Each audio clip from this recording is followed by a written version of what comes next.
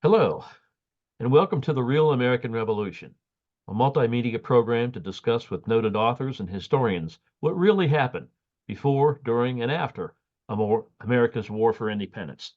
Now, my name is Randy Flood, and today my guest is historian James Kirby Martin. A nationally recognized scholar of early American history, Jim received his BA from Hiram College and his master's and PhD degrees from the University of Wisconsin. His numerous books include Benedict Arnold, Revolutionary Hero, Forgotten Allies, The United Indians and the American Revolution, and A Respectable Army, The Origins of the Republic. Jim's activities include designing and writing screenplays about pivotal events in U.S. history and is executive producer of the 2-hour special television documentary Benedict Arnold, Hero Betrayed, based upon his book on Arnold. Jim also served on the board of the trustees of the Fort Ticonderoga Association and is currently serving on the board of trustees of the Fort Plain Museum and is historian consultant to the United Indian Nation of New York. We're very fortunate also to have Jim serve as a senior advisor to the Real American Revolution. So, Jim, welcome to the Real American Revolution. Well, thank you very much, Randy. It's great to be here today. As you can see, we have a beautiful day outside, which is really a slide taken from the Saratoga battlefield, which actually Arnold was a major player in that. And anyway, it's just so very good to be with you, and I'm looking forward to our conversation. Well, thank you so much. So let's talk about Benedict Arnold. Now, you wrote the book Benedict Arnold, Revolutionary Hero, An American Warrior Reconsidered. And I think that's key in that title. Most Americans are led to believe that the name of Benedict Arnold is really synonymous with the term traitor, yet they know very, very little about him. Few authors or historians offer anything new and continue to perpetuate the belief that Arnold was an evil person of the worst sort. What led you to focus on Benedict Arnold and perhaps correct some of the narrative about him? Well, there were several things, and let me start perhaps at my beginning. I was a lucky little kid growing up in farm country in northern Ohio, and my family had a great interest in history, and I was able, as a youngster, to visit various historic sites, and this sort of piqued my interest. But more importantly, perhaps in the family activity, would be going to school. I remember Mrs. Rand, my fourth grade teacher, and that's the first real contact that I had with learning about American history. And she was very, I think, well-educated person, and she taught us about the American Revolution. And the fundamental characteristic was there were two sides.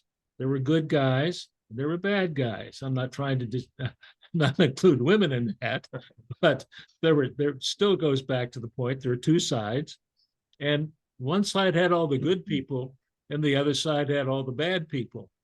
And George Washington then was the ultimate character and characteristic that you would look to his character, because he was a virtuous individual. Virtue is a very important term at the time of the revolution. It means you're willing to serve the greater good of the community as a virtuous, what we could say, citizen. But there were some bad guys out there. And there was this one particular bad guy that we actually spent a little bit of time on, and his name happened to be Benedict Arnold.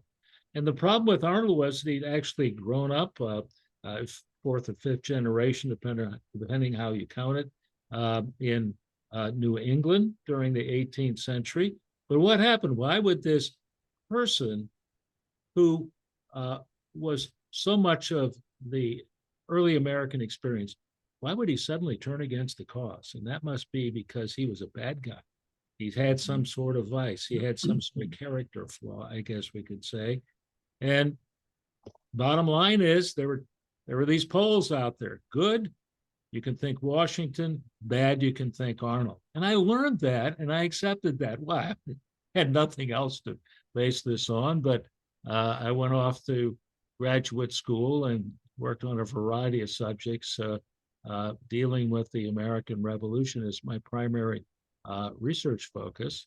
And over time, then, the subject of Arnold would keep coming up.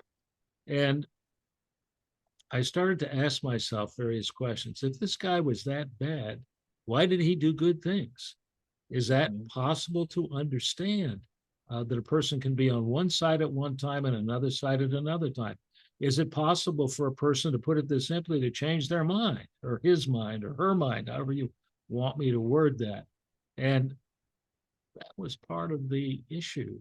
And what I saw was, in reading through various Arnold biographies, and I've read a number of them, and there are a number of them, I should point out, that in studying what did, the authors sort of did history backward.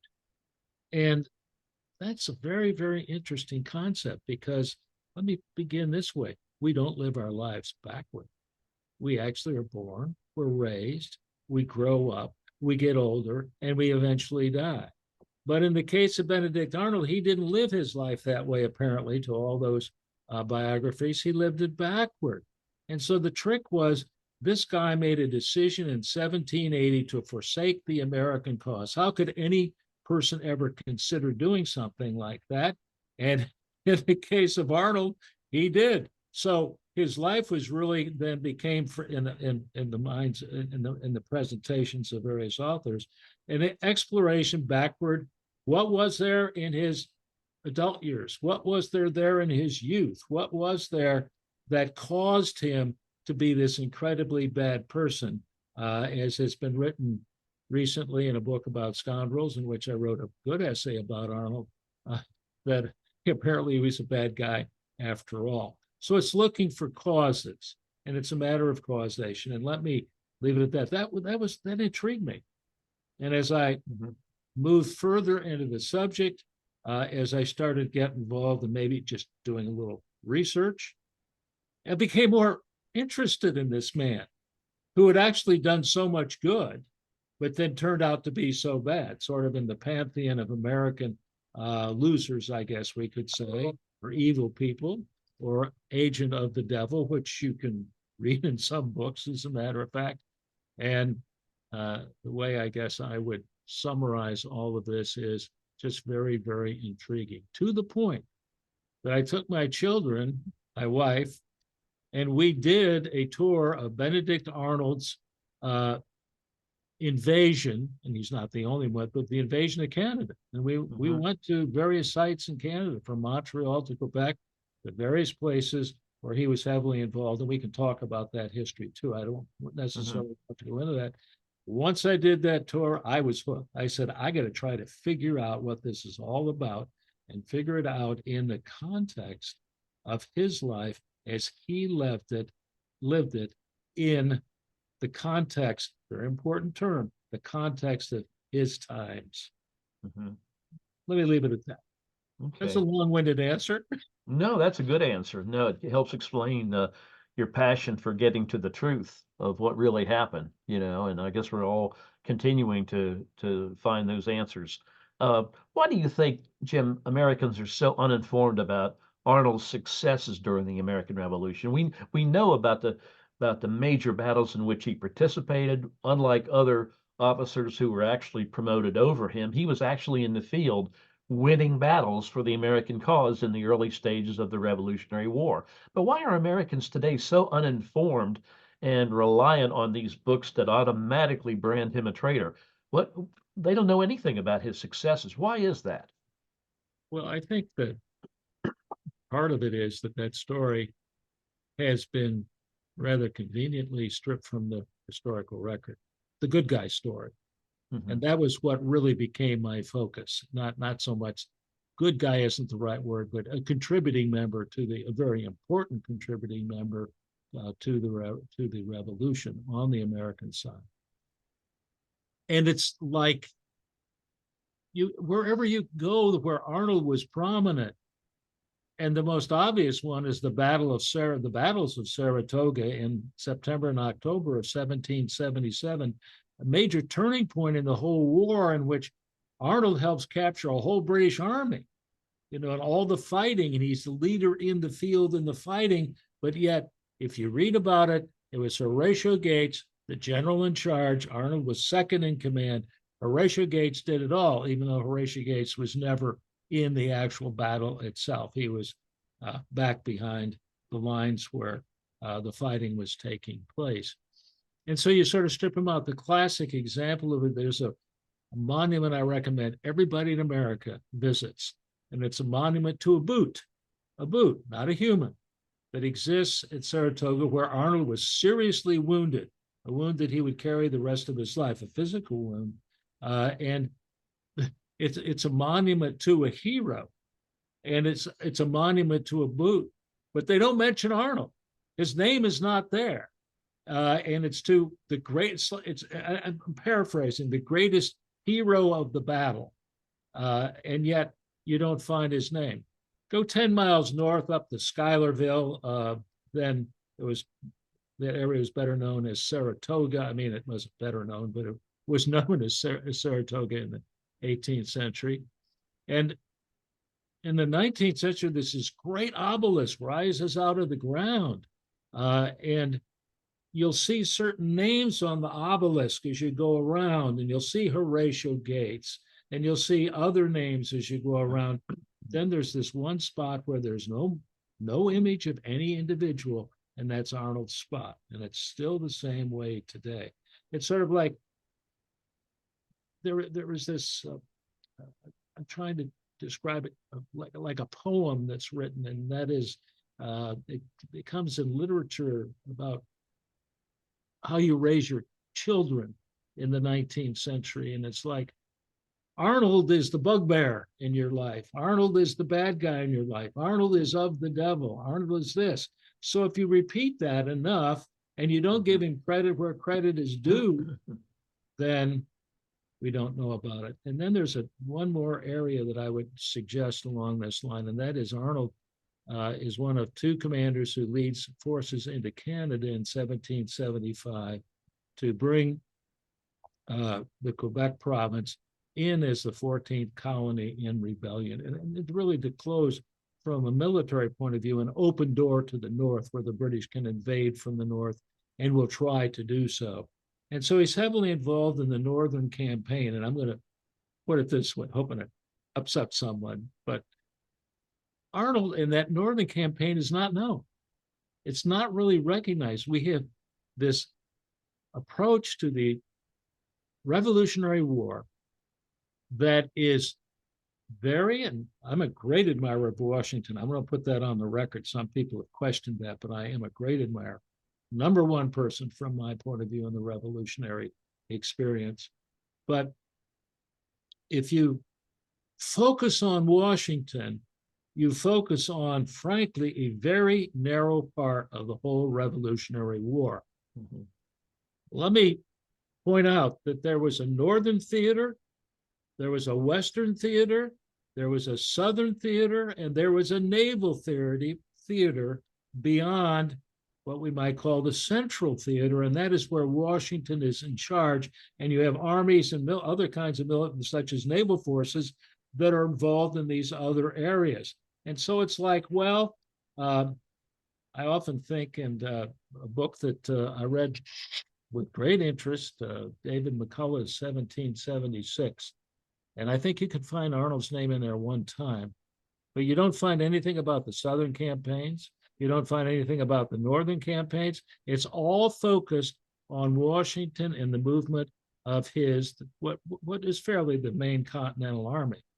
But since that's where we focus, and that's where we pay attention, and that's where you give the Pulitzer Prize, then that also affects, honestly, how people then perceive this immense drama that is taking place across the eastern end of the continent and out across the Atlantic Ocean all the way back to England and France. So I think that's part of it too. We don't pay attention because we're so focused on an important part of the war under Washington, but not the only part. Mm-hmm. Well, I certainly agree. He's kind of fallen into the darkness of American history in a lot of ways, and people just don't know about him. What do you think were his greatest contributions to the American war effort? And by the same token, what were seemingly some of his failures? So let's talk about his greatest contributions first. Well, Arnold, to go back to, let me start here. Arnold grew up as a merchant apothecary, and he's located in Connecticut. That's where his home is, and in Norwich, Connecticut. And then he is in business in New Haven. Very successful merchant, despite some people who would argue that particular point, and is prospering. He has none whatsoever, however you want me to say this, no military experience. The guy has one kind of an experience he can relate, because in his mercantile activity, he does sail vessels. Sometimes he's the captain of these vessels, trading into the West Indies. And if you're dealing with a crew on a merchant vessel, you also may have all sorts of problems in keeping the crew under control and working hard and dealing with rough weather and whatever else it might be. So he has, though, this kind of natural leadership ability. And it comes out very early in 1774 into 1775 in New Haven. He'll organize and fund the Second Company of Foot Guards. And as soon as the war breaks out on the 19th of April in 75, now I'm going to cite the poem, "As Hardly a Man is Still Alive," and women too. But the point is, he rushes up to war. He rushes up to the scene where the fighting at Lexington and Concord took place, and gets himself immersed and involved. And so one of his early actions will be the taking of Fort Ticonderoga at the base of Lake Champlain. And of course, that gets all tangled up with Ethan Allen and some other people that didn't care for Arnold, did not want to share the glory of taking a fort in which there was hardly a shot fired, maybe not even a shot fired to take it. But this is a major post. And the reason it's important is it's at the bottom end of Lake Champlain. You go straight north for about 100 or so miles, and you are then in Quebec province in Canada. And this is a fighting area, a fighting zone. Well, that's one of his accomplishments. He helps to capture Ticonderoga. Then a second one that I would point to, in 1776, he becomes the commander of the American naval fleet on Lake Champlain when the British do send an invasion in October of 1776, and they're going up the lake. After all, the lake drains to the north, not to the south, but the British do invade. And this leads to a naval battle, the Battle of Valcour Island on October 11th of 1776. And this is an incredibly important, little known battle on sea, on water. Now catch this. Arnold at this point, has risen to the rank of a brigadier general. How many brigadier generals in the Army become commanders of naval fleets? I mean, this is incredible. The talent of this man is unbelievable. He has a natural instinct about how to and I'm not going to go into massive detail about the South Valcour Island, but he does help delay the British, and it's a terrible, bloody fight that goes on. Arnold does retreat, but he convinces the British that he can't continue to take what's Fort Ticonderoga, and to keep going farther south, all the way maybe to Albany in 1776. So it delays the British. And some historians have praised this as one of the great battles, and really it is. If you put it in the context that George Washington turned things around in the main theater, that he was critical in the battles of Trenton and Princeton and pushing the British back and stopping their. Arnold did the same thing in the North. And so if you only look at the war as if there's one theater, it seems it's all about Washington. But if you understand it's multiple theaters, it's actually about Arnold and Washington. Washington, in this period of Arnold's life, called Arnold his greatest fighting general. All right. one more, and that's the battles of Saratoga. And this is a subject, some excellent books have been written about it. I did 2 chapters, and I can tell you it is just, that is an incredible story. And I think if we had 2 or 3 more hours, we could go into that. But what I want you to understand, Arnold is the real hero at Saratoga, not Horatio Gates. But the Continental Congress, for political reasons, awarded Gates the medal as the hero at Saratoga, and that is a myth that persists down to our own time. And unfortunately, that's another reason why people don't know about Arnold, because he's more or less been stripped from the record. So those are some of the accomplishments, but then we have this other side. And that is that, and I think I want to just take a quick dip into what I would describe as 18th century culture among gentlemen at the time. A gentleman's reputation was everything. If you would cross a gentleman, he could come forward to you and he could say, "You've insulted me, sir. Let us meet over a brace of pistols in some field someday." A gentleman's honor was everything. And people are attacking Arnold's reputation, left and right. I'm going to give you one example. Arnold is organizing forces on Lake Champlain while a couple of his adversaries are complaining about him in Philadelphia at the Continental Congress. One of Arnold's friends in Congress wrote to him, Arnold's out in the middle planning a shootout with British military forces, with the British, with people who have a lot more experience in naval battle, if I can put it that way. And this honest congressman, and man by the name of Samuel Chase from Maryland wrote Arnold. He'd met him before, and he said, and I'm quoting, "Your best friends are not your countrymen." That's a very important statement. Now, you're Benedict Arnold. You're out there trying to defend this hoped-for republic that is going to be a progressive force for humanity in the context of all the monarchies and whatever you have in Europe in terms of governments which are better at suppressing people than liberating them. And you get this message, and you're going to be in a major battle on October 11th that's going to continue for 2 days. Your fleet and this unbelievable delaying campaign. I mean, I don't know how to describe it. It's one of the great action moments of the whole Revolutionary War that people don't know a lot about. And what I can say about it is, would you be thinking? You just got this letter from a congressman. He says, "Your best friends are not your countrymen." Oh, really?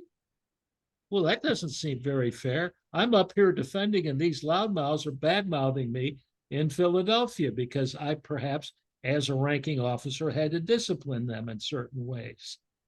And so he doesn't accept those things, and he doesn't accept them well.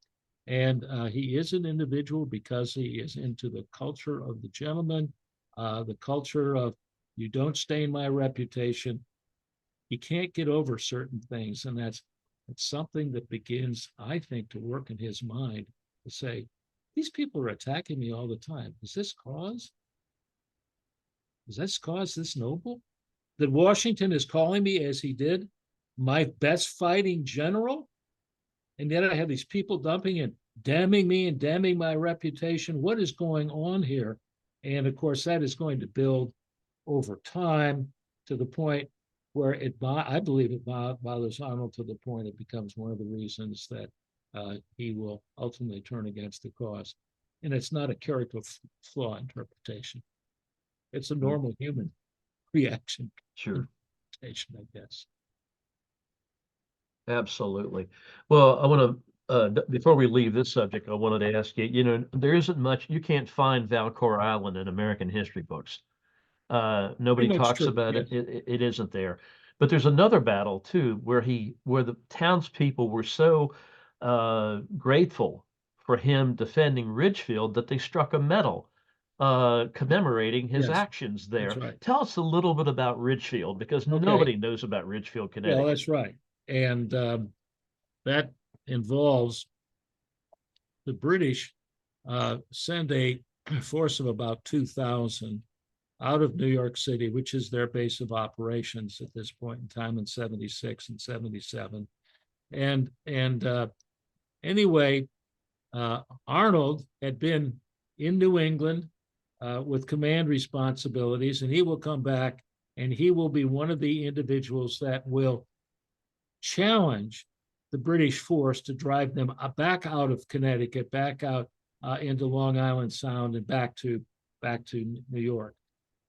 In the process of this, there is the Battle of Ridgefield.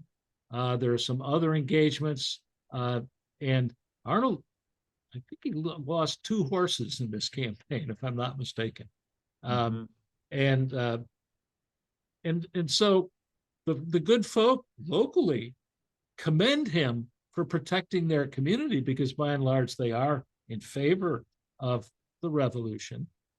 But the Continental Congress, and this is the kind of stuff that would go on, they have a debate about whether we should cast a medal to Arnold. And John Adams writes about this and says, yes, we should. And we'd have a picture of Arnold with the horses being shot out from underneath him on one side, and we have a picture of him in some other capacity on the other side. And Congress votes no. We're not going to cast a medal to him. And it's an infuriating insult to a man who just literally risked his life again. You know, overall, he's wounded twice in the war, I should point that. Not on the British when he's fighting for the British, but when he's fighting against the British. And so Congress awards him a horse. Making this up. And they call it a fully caparisoned, which means decked out with, you know, the saddle and the bridle and everything like this. They give the guy a horse for risking his life. And this is not the first time that he's actually gone out there. And this then is getting into another issue with Arnold, and that is Congress had earlier passed him over for a promotion, which he fully deserved, to be a major general. He was a brigadier at that time. I don't think he had an official title as the naval commander on Lake Champlain, but he's called the Commodore of the Fleet. That's how he's known. But you go back, and it's the same thing. It's like, you know, it's like there's a certain sign that we can make to people. And that's what I think Arnold got from the Continental Congress. And Arnold protested. He protested to Washington, and Washington said, I want to help you. I'm going to write and see if there was a mistake. And he writes in Richard Henry Lee and says, was there a mistake? No, there was no mistake. They passed him over. After all, these other folks were coming and complaining about what an awful, they weren't risking their lives. They were bad-mouthing Arnold. And so this is all part of the internal politics of the revolution.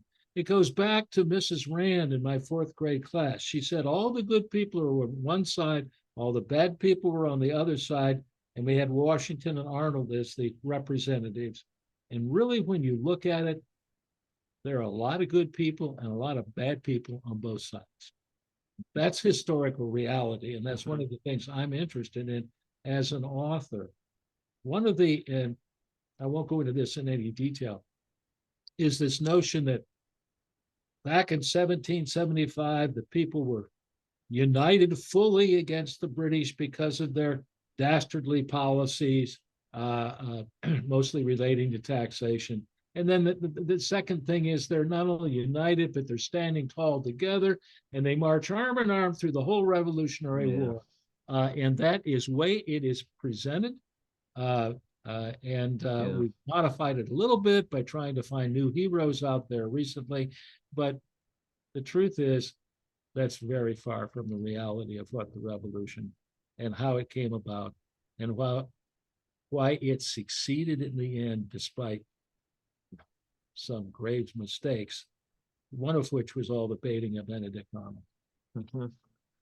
Well, one final observation I'd like to make about that is, I think that perhaps one of Washington's greatest mistakes was to put Arnold in a very awkward position by having him be basically the governor, if you will, would be of military governor of Philadelphia.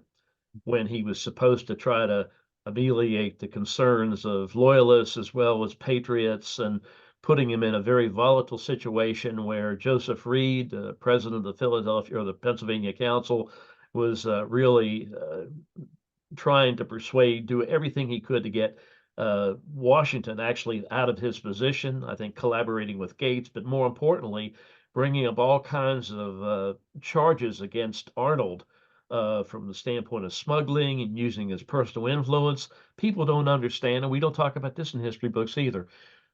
People were permitted to smuggle.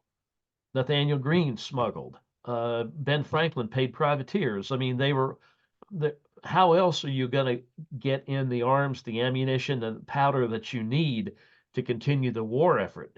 France could not do it alone in providing us those materials, nor could Spain. I mean, privateers were a major portion of the American Revolution, and how else are these officers like Greene and Arnold and others going to get the supplies they needed for their troops? And yet Arnold's put, in my opinion, an untenable situation of trying to broker calm and peace between loyalist families that had been there for years, and the same thing with the Patriots. Could you address that as a final factor in terms of success and failures? Oh, absolutely. The decision Washington made to send Arnold into Philadelphia after the British had vacated in June of 1778 was bad because for Arnold it didn't work out.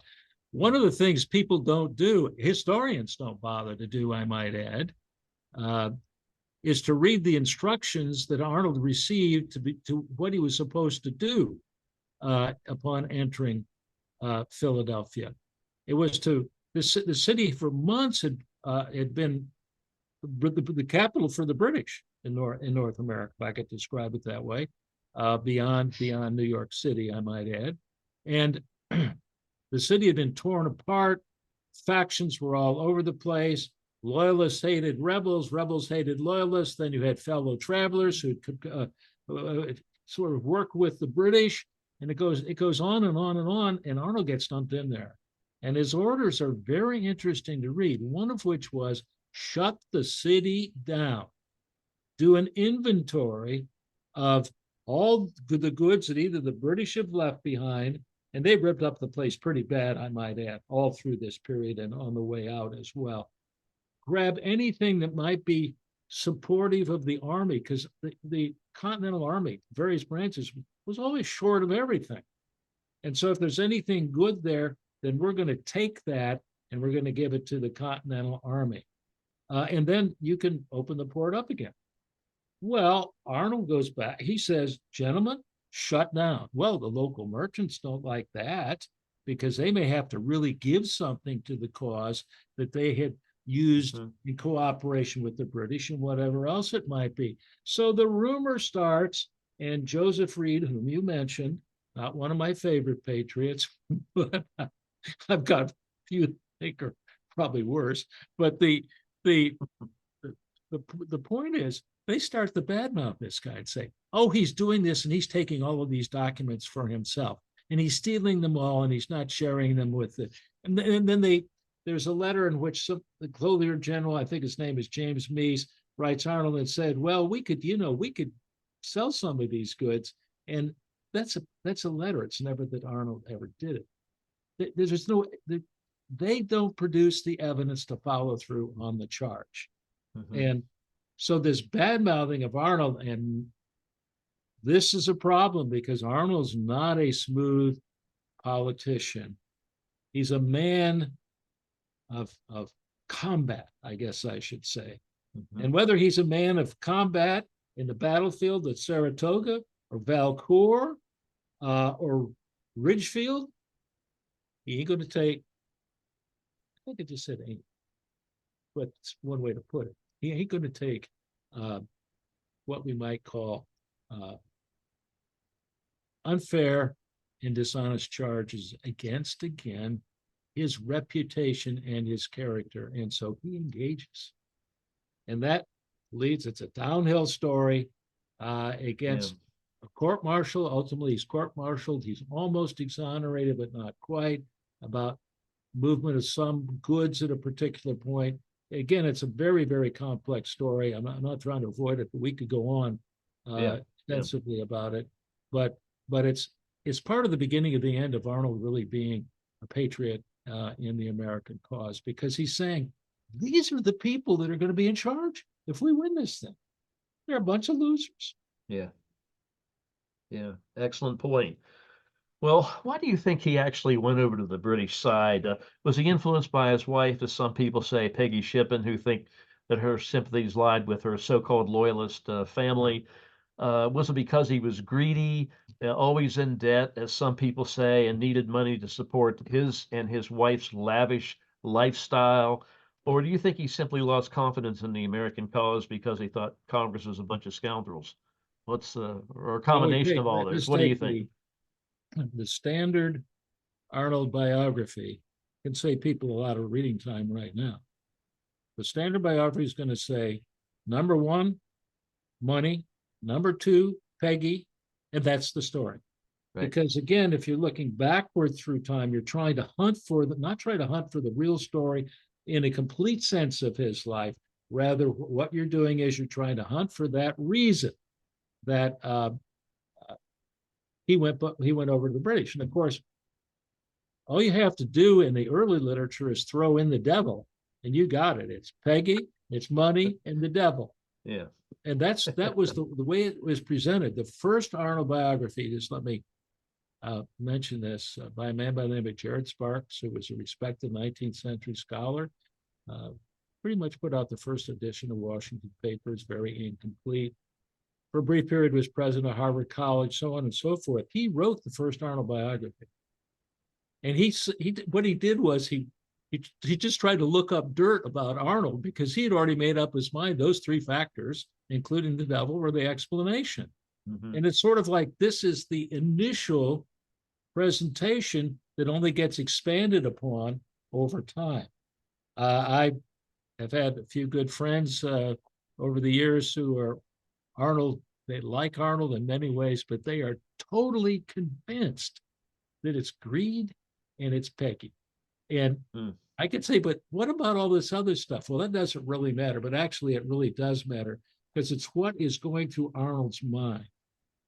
And he is not being respected for a person who should have been respected as Washington's fighting general. The only one that can compete with Arnold eventually is Nathaniel Greene in the first 3 or 4 years of the war.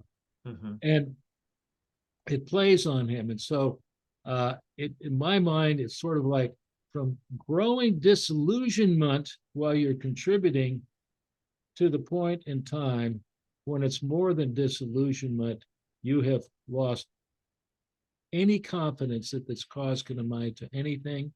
But a bunch of folks like Joseph Reed or other characters that we don't need to go on about will be running the show if we break from the British. And what gain is that?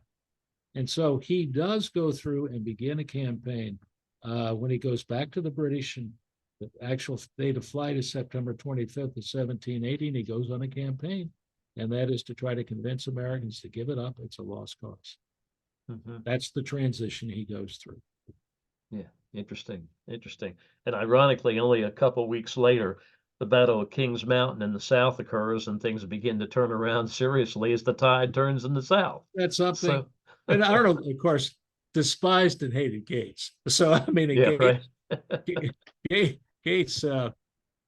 Gates had not done well in his Southern performance, right? And, so on and so forth. But that's a different field, but that's also a very important field where you can almost say Washington holds the middle. Yeah. Arnold sets the stage in the North, and some individuals, mostly Nathaniel Greene as the known leader, complete the job in the South. Yeah. And so it's a fascinating story. I just want to encourage anybody who's listening. This is fascinating, and you need to get into it. Yeah. With it. Well, this will learn more about the way people really are and the way we have perhaps failed to do honest history. Well, I couldn't agree more. Now, this is a completely hypothetical question. What do you think would have happened if Arnold had stayed on the American side? It just seems to me that, with Kings Mountain maybe turning the tide in the South, and the fact that Daniel Morgan was now re-engaged, and Morgan and Arnold had developed a great relationship on the Sure. route through the wilderness to get to Canada. And as I understand it in my research, Morgan never had a bad thing to say about Arnold his entire life. And so it just seems to me that a combination of Nathaniel Greene and Benedict Arnold and Daniel Morgan in the South might have had a tremendous impact. What do you think if Arnold had stayed on the American side? Well, if Arnold had, let's say, taken the opportunity to retire, and he did turn in his commission, by the way, to Yeah. before Saratoga in 1777. But if he'd continued on a little bit with the Great Saratoga victory, he still would have had the support of Washington. I think Washington was terribly disappointed by what happened with Arnold. And he went after him viciously as a result, because he Yeah. saw Arnold might have a point, which would have ruined the cause. Um, but truthfully, I think Arnold would be much admired today. His name would have been on the obelisk. His name would have been on the monument to the boot at Saratoga. His name would be on the side of school buildings. And we could go on and on and on. There's an old saw that if Arnold had just been killed at Saratoga, he would be a grand hero at this very moment today. I'm not sure I believe that, but because he didn't get killed. So it's again a hypothetical. Yeah. And but if he had kept going, if he just stayed, I'm trying to pick a moment where I think if he could have just gotten the kind of the commentary that was being shared, like "your best friends are not my countrymen." That's a direct quote. Yeah. That if he could have just stayed the course and stayed out of it, because he was in terrible shape after the second wounding. There's no doubt about it. He wasn't going to be likely, even though Washington honored him by saying you could even become the second in command of whatever. If he'd have just not sulked in it so much, he would be, namely, would be honoring, and he would be on the good side, because, as we know, I should have said this before, who writes history? The winners or the losers? And the winners write history, and Arnold ended up on the wrong side, as we Americans, me among them, look at our side first. But what I did in all of this, if I can put it this way, I said there's more to the story. And we have so many fascinating stories. And it's a kind of, I feel bad about this at times. What a rich and varied and fascinating history we have, and how little so many of us in these days pay attention to it, as if it never even existed or had any effect. Well, your book, Warrior Reconsidered, is just an outstanding example of that, in my opinion. And what's the one thing that you think readers should take away from your book? The one thing they should remember above anything else when they read your book? Well, I think they should, what I would say they should enter any subject with a bit of skepticism. They should not jump to easy conclusions. I certainly didn't. I began thinking, well, there's something wrong with this guy. And what I really learned was, yeah, there may be something wrong with Arnold, but there's something wrong with the cause too. And what you really need to do is not so much think in terms of, as the expression is, critical thinking today, which bothers me a little bit, because I think that means be critical of others, and not necessarily thinking things through. uh, approach to a book like this from an analytical point of view. Is the evidence there to support what the author is presenting?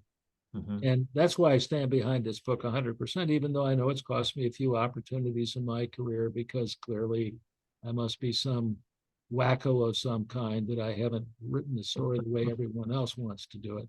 And I don't really care. I've had I've had a lot of fun in my life, Yeah, a lot of good experiences. But sure. the point is, I would say enter history with enthusiasm and approach it with an analytical mind. And that's what I want people to remember about this book, because it didn't come out the same old way.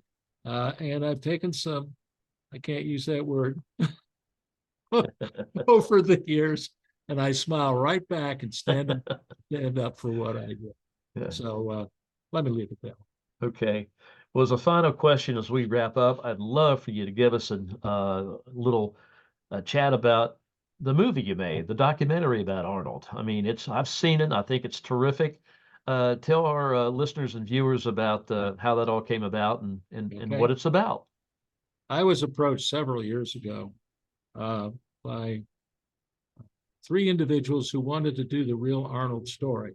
They grew up in the Albany up to Saratoga area. They knew a lot about Arnold local because they grew up in the area.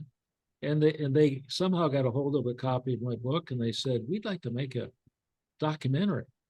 And this was, I said, great. Now, what do I have to lose? Well, and so I supported them as they began the project, and it had to be shaped in this way and that way and cut down in terms of the vision was once 4 hours, it ends up to be 2 hours, and all sorts of things.